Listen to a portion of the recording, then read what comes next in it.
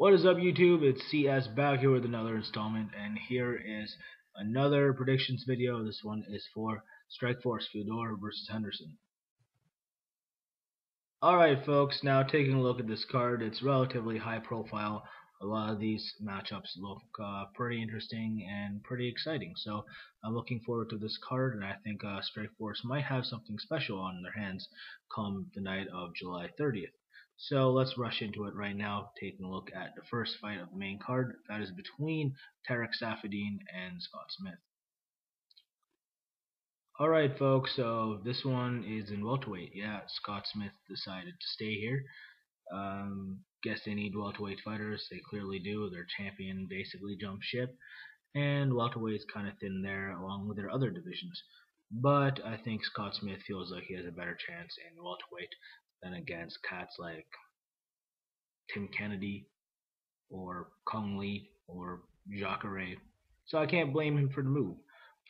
But I think he gets outclassed here. Think if Tarek Saffiedine watched the last match Scott Smith had with Paul Daly or with Kong Lee, I think his skills, are along the lines of those guys and being, a pretty dangerous yet technical striker. And if you avoid Scott Smith's power, you should be able to win rounds off him. Or if not, maybe you can knock him out yourself. Now, I don't think Tarek Saffiedine is going to finish Scott Smith, but I think Tarek Saffiedine will do a good job of keeping this a distance kickboxing match. I think he'll be able to outpoint Scott Smith, picking his shots and using better movement, being elusive. He is a pretty good defensive striker, and I think that Scott Smith's going to struggle heavily. So I got Tarek Saffiedine winning this fight, unanimous decision, 30-27. So moving on, probably the easiest bout on the card to call for me. This one's in welterweight. Paul Daly versus Tyron Woodley. And Paul Daly versus any wrestler who's not afraid to use their wrestling, you should pick the wrestler. In this case, it's a very good wrestler, Tyron Woodley. So how can you pick against Tyron Woodley here?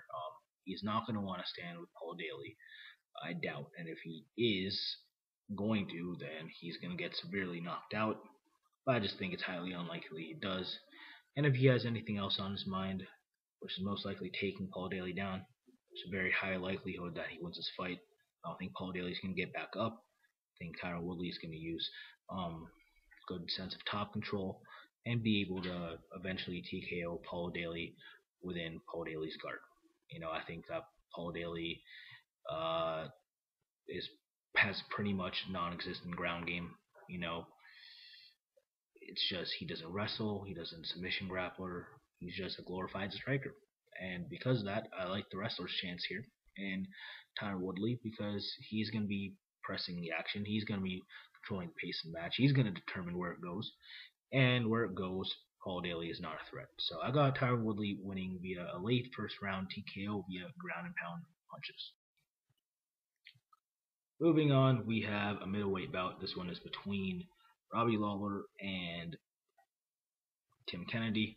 This is kind of like the bout I just mentioned in Paul Daly versus Tyron Woodley. Basically one person's going to want to keep this thing on the feet. Robbie Lawler, of course, a knockout artist, power puncher. It's basically all he is. And of course you have the guy who wants to get to the ground in Tim Kennedy. Tim Kennedy, pretty good wrestler, pretty well-rounded skills. And for the most part, I think he has enough to set up a takedown against Robbie Lawler. Because Robbie Lawler did prove his takedown defense. I think you're going to need to set it up in order to take him down. And I believe Tim Kennedy can. So I don't think it's going to be as easy for Tim Kennedy to take down Robbie Lawler like Tyron Woodley is going to take down Paul Daly.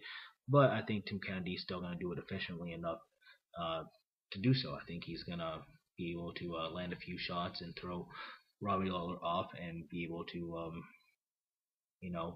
secure the takedown. I think Robbie Lawler's going to be in takedown defense mode. I think if he does connect against Tim Kennedy, it's not going to be his hardest shot, and I think Tim Kennedy might feel it and be able to grab a leg, hold on to it, and I think he might eventually bring down Robbie Lawler like that. But I think he doesn't get hit. I think he sets it up rather elusively, and I think he secures a takedown.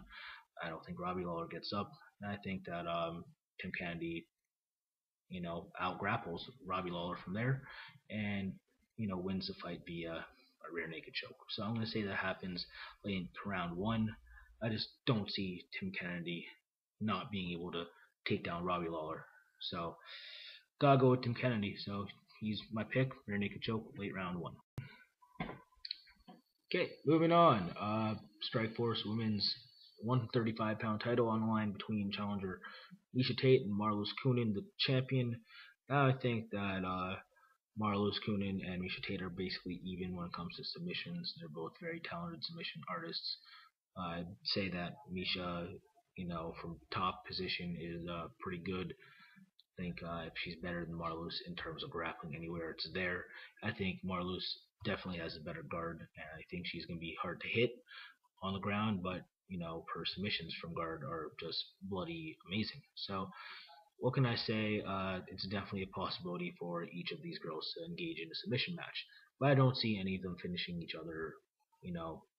When it comes to submission grappling, when it comes to striking, you gotta give the advantage to Marloes Coenen, and if she is able to stuff Miesha Tate's takedowns, she should be able to dictate the pace of the fight with her striking.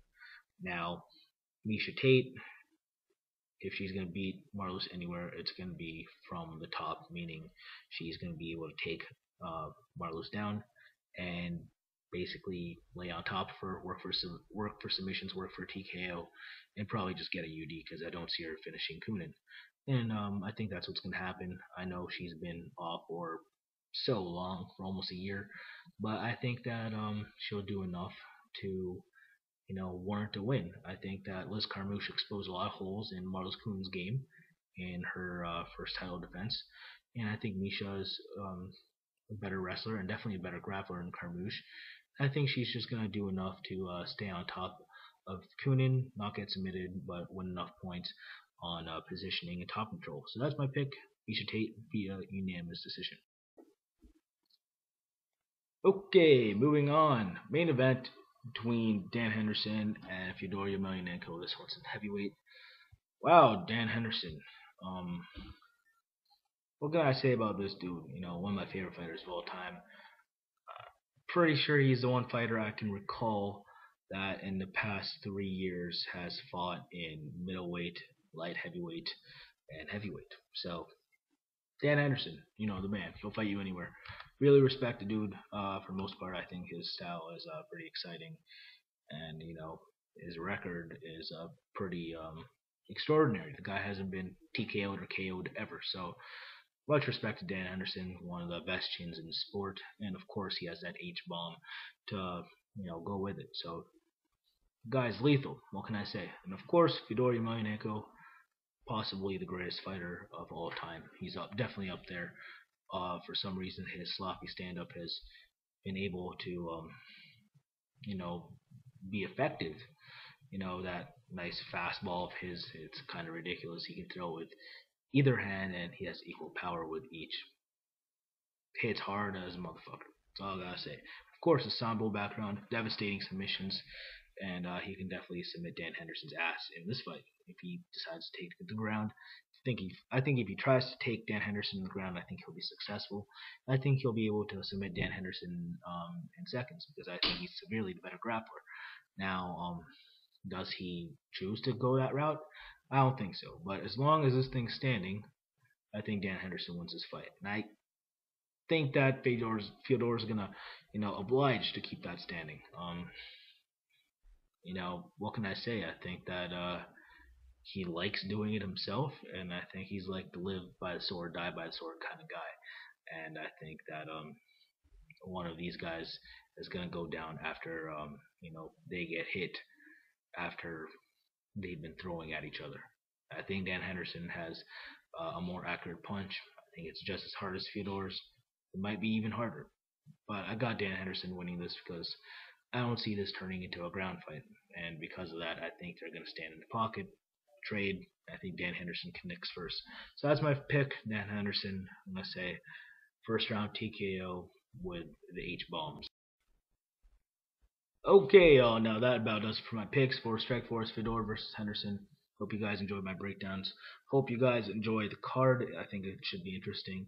Hopefully it's something special, and I think Fedor might be done after this. We'll see. I don't want to speak too soon.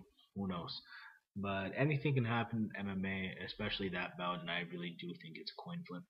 But I'm not playing favorites when I say I think Dan Henderson's going to win. I actually think Fedor is disadvantaged on defeat, and I think he's going to want to be there. That's why I'm picking Dan Henderson. So there it is. But yeah, please subscribe if you like what you see. If you haven't already, please thumbs up. Please Facebook, Tumblr, or Twitter me if you haven't yet. And yeah, thank you for all the support. Really appreciate everything. And yeah, look out for that card. And yeah, that's about it. So take care and have a good one.